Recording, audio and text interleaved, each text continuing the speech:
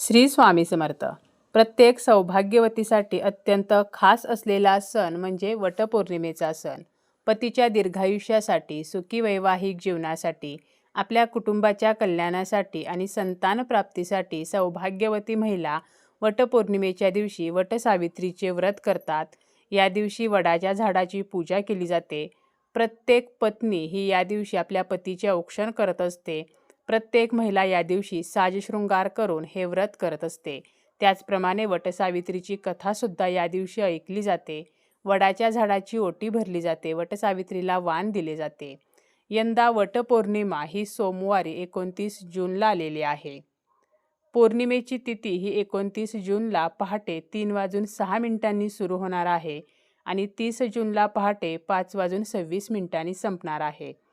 बऱ्याच महिलांच्या मनामध्ये शंका आहे की वटपौर्णिमा नक्की साजरी कधी करावी, कारण पौर्णिमा तिथी जी आहे तर ती 30 जूनला पहाटे संपणार आहे. आपण जर कॅलेंडरमध्ये पाहिलं तर 28 जूनला रविवारी पौर्णिमा तिथी ही उत्तर रात्री 3:06 सुरू होणार आहे आणि 29 जूनला उत्तर रात्री 5:26 ही तिथी संपणार आहे. उत्तर रात्री म्हणजे काय तर दुसऱ्या दिवसाची पहाट. त्यामुळे बऱ्याच जणींच्या मनामध्ये संभ्रम निर्माण झालेला आहे की नक्की ही तिथी कधी सुरू होणार आहे, कधी संपणार आहे. आणि बऱ्याचशा व्हिडिओमधून सुद्धा चुकीची तिथी सांगण्यात आलेली आहे. कदाचित ज्यांनी पौर्णिमेची तिथी चुकीची सांगितलेली आहे तर त्यांनाच हे माहीत नसावे की उत्तर रात्री म्हणजे दुसऱ्या दिवसाची पहाट असते. आता ही जी वटपौर्णिमेची तिथी आहे तर ती 30 जूनला पहाटे 5:26 संपणार आहे. आता पहाटे 5:26 सूर्योदय झालेला नसतो आणि कोणतीही तिथी, कोणताही सण, कोणतंही व्रत आपण उदय तिथीनुसार साजरे करत असतो. आणि म्हणूनच वटपौर्णिमा जी आहे तर ती 29 जूनला साजरी केली जाणार आहे. कारण उदय तिथी म्हणजे काय तर तिथी सुरू असताना सूर्य उगवणे, म्हणजे ज्या तिथीने सूर्याचे तोंड पाहिलेले आहे त्याला उदय तिथी म्हटलं जातं आणि उदय तिथीनुसारच आपण सणवार साजरे करत असतो. म्हणून यंदाची वटपौर्णिमा सोमवारी 29 जूनला साजरी केली जाणार आहे. माझ्या काही मैत्रिणींच्या मनातील शंका दूर व्हावी म्हणून मी एवढे डीपमध्ये सांगितलेले आहे. चला तर मग आपण आपल्या मुख्य विषयाला सुरुवात करूया. सोमवारी 29 जूनला वटपौर्णिमेची पूजा करत असताना चुकूनही आपल्याला काही वेळांमध्ये ही पूजा करायची नाही. या दिवशी पूजेचा अत्यंत शुभमुहूर्त काय असणार आहे. जर आपल्याला शुभमुहूर्तावरती पूजा करणे शक्य झाले नाही तर आपण ही पूजा कधी करावी याची संपूर्ण माहिती आपण आजच्या या व्हिडिओमध्ये पाहणार आहोत. व्हिडिओला सुरुवात करण्या अगोदर तुम्ही जर चॅनलवरती नवीन असाल आणि पहिल्यांदाच माझे व्हिडिओ पाहत असाल तर चॅनलला सबस्क्राईब करा. व्हिडिओ माहितीपूर्ण वाटला तर व्हिडिओला लाईक करा आणि हाईपसुद्धा नक्की द्या आणि इतर मैत्रिणींसोबतसुद्धा शेअर नक्की करा, जेणेकरून प्रत्येकीला योग्य माहिती मिळेल. वटपौर्णिमेच्या दिवशी आपल्याला सकाळी लवकर उठायचं आहे, स्नान करायचं आहे. स्नान करताना आपल्या घरामध्ये जर गंगाजल असेल तर आवर्जून 4 थेंब का होईना गंगाजल आपल्याला आंघोळीच्या पाण्यामध्ये टाकायचे आहे. गंगाजल नसेल तर चिमूटभर हळद टाकायची आहे. स्नान झाल्यानंतर आपल्याला स्वच्छ वस्त्र परिधान करायचं आहे. या दिवशी आपल्याला चुकूनही काळ्या रंगाचे किंवा पूर्ण पांढऱ्या रंगाचे किंवा भडक रंगाचे वस्त्र परिधान करायचे नाही. जेव्हा आपण पूजा करतो तर त्यावेळेला सुद्धा आपल्याला काळ्या रंगाची, पांढऱ्या रंगाची साडी परिधान करायची नाही. याऐवजी आपण वटपौर्णिमेच्या दिवशी पिवळ्या रंगाची साडी परिधान करू शकतो, कारण वटपौर्णिमेला पिवळ्या रंगाला महत्त्व आहे. त्याचप्रमाणे लाल रंग असेल, हिरवा रंग असेल, गुलाबी असेल, जांभळा असेल, इतर कोणत्याही रंगाची साडी आपण परिधान करू शकतो. वटपौर्णिमेच्या दिवशी काही शुभ रंगांना विशेष महत्त्व असते, परंतु फक्त त्याच शुभ रंगाची साडी परिधान करावी असे नाही. तर इतर जे रंग आहेत, मोरपंखी आहे किंवा नेव्ही ब्ल्यू आहे, तर ह्या रंगाची साडी सुद्धा आपण परिधान करू शकतो. फक्त काळ्या रंगाची, पूर्ण पांढऱ्या रंगाची साडी आपल्याला नेसायची नाही. या दिवशी आपल्याला साजशृंगार करायचा आहे. गळ्यामध्ये मंगळसूत्र, कपाळावरती टिकली, त्यानंतर हळदी कुंकू, आपल्या हातामध्ये हिरव्या बांगड्या, त्याचप्रमाणे पायामध्ये पंजन, जोडवी, नाकामध्ये नथ आपल्याला साडी नेसायची आहे. तर असा साजशृंगार करायचा आहे. आपल्या पतीचं औक्षण या दिवशी करायचं आहे आणि आपल्याला वडाच्या झाडाची पूजा करायची आहे. आता पूजा करत असताना सर्वप्रथम आपल्याला संकल्प करायचा आहे.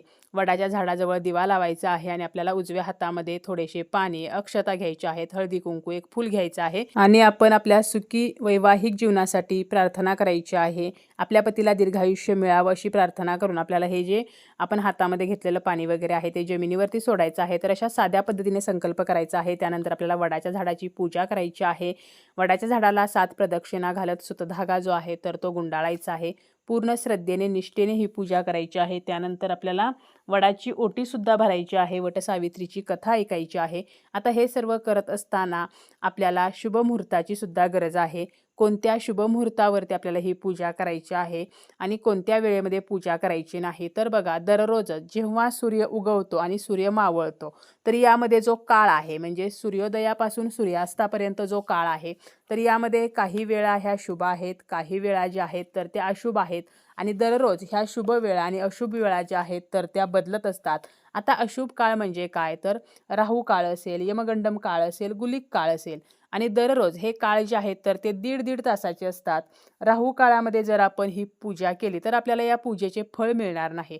मग आपण कितीही साग्र संगीत पूजा करा किंवा कितीही कडक उपवास करा, परंतु राहू काळामध्ये आपल्याला ही पूजा जी आहे तर ती करायची नाही. 29 जूनला संपूर्ण दिवस पौर्णिमा तिथी असणार आहे. त्यामुळे आपण दिवस मावळेपर्यंत वडाच्या झाडाची पूजा जी आहे तर ती करू शकतो. परंतु राहू काळ, यमगंडम काळ आणि गुलिक काळ आपल्याला वर्ज्य करायचा आहे. आता बघा, राहू काळामध्ये जर आपण एखादी पूजा केली तर त्या पूजेचे आपल्याला फळ मिळणे कठीण असते आणि आपल्याला त्याचे अनेक वेळेला दुष्परिणाम भोगावे लागू शकतात.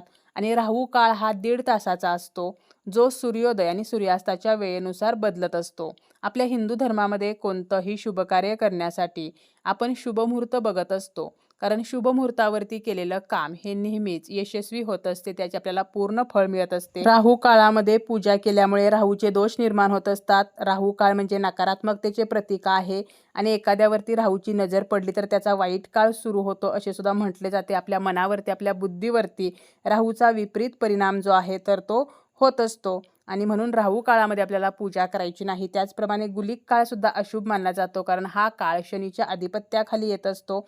यामुळे या काळामध्ये आपण जर पूजा केली तरी सुद्धा याचे पूर्ण फळ आपल्याला मिळत नाही. आणि यमगंडम काळ हा मृत्यू देवतेशी म्हणजेच यमाशी संबंधित असतो आणि म्हणून यमगंडम काळामध्ये केलेली पूजा जी आहे तर ती सुद्धा अपयशी ठरू शकते.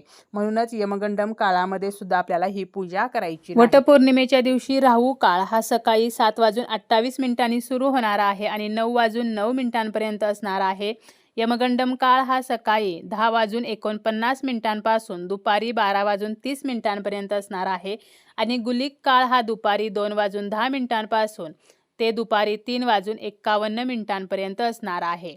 आता बऱ्याच वेळेला मनामध्ये हा प्रश्न येईल की वेगवेगळ्या व्हिडिओमध्ये जर आपण राहू काळ बघितला तर तो वेगवेगळा सांगितलेला आहे, तर प्रत्येक भागानुसार, प्रत्येक जिल्ह्यानुसार सूर्योदय आणि सूर्यास्ताची वेळ जी आहे तर ती थोडीफार फरकाने वेगवेगळी असते आणि म्हणूनच राहू काळ असेल, यमगंडम काळ असेल किंवा गुलिक काळ असेल तर तो प्रत्येक भागानुसार, प्रत्येक जिल्ह्यानुसार, प्रांतानुसार थोडाफार इकडे तिकडे होऊ शकतो.